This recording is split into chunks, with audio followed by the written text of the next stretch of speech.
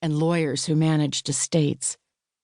It wasn't unusual for me to place a call after reading an obit like Alice's to find out the contact information for the next of kin and make an offer to take the entire estate off their hands.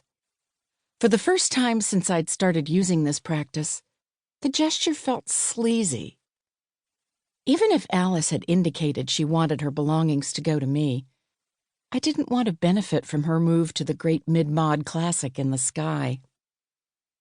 As it turned out, Alice had taken the ick factor out of the equation by naming me in her will, a gesture that was only slightly more awkward since the lawyer by my side was also her grandson.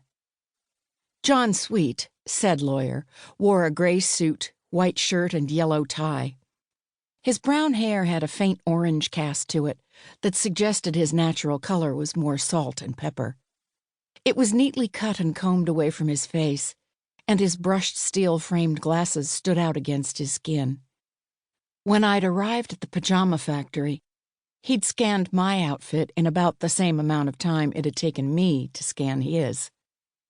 Today I wore a pair of light blue narrow ankle pants, a matching cropped blazer, and white canvas Keds sneakers.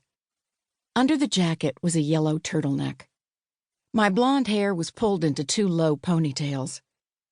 My coloring was fair naturally, but 4 times a year I had a blonde rinse that perked up the subtle ashy shade that came with each passing birthday.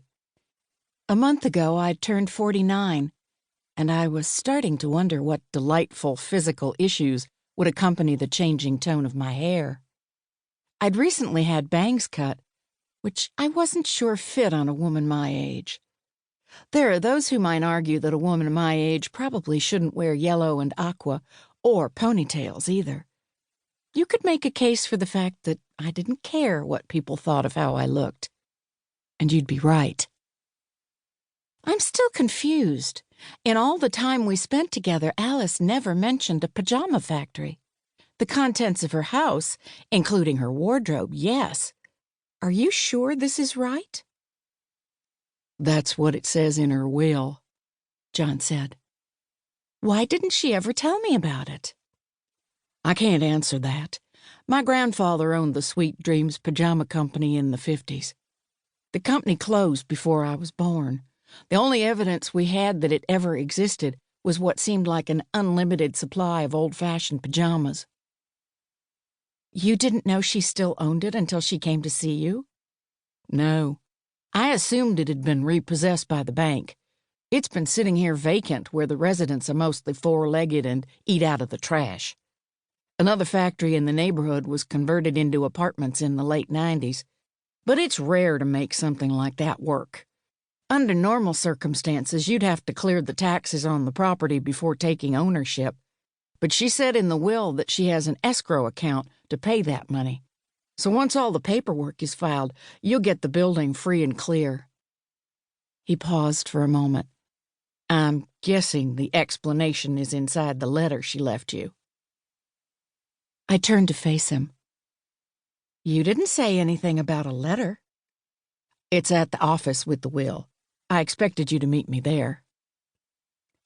I don't always do the expected thing when it comes to the death of a friend. I managed to smile. Maybe we can go there now. Despite our attempts to keep things light, neither John nor I were in celebratory moods. Even before meeting John, I knew he considered Alice's blue living room and pink bathroom a joke. Her husband, George, had been married once before Alice, and the children and grandchildren from that marriage had been raised as her own. But her husband had died almost 30 years ago, and she'd never wanted to redecorate. 30 years. While I stared at the long-abandoned building in front of me, I did the math. Alice had been 54 when she found herself widowed and on her own again. Only 5 years older than I was now. Maybe that's why she had always felt like a kindred spirit, even though she was from a different generation. She'd discovered her new independence late in life, too. In my experience, families like Alice's, estranged and merely putting up with Mom's quirky desire to not change with the times.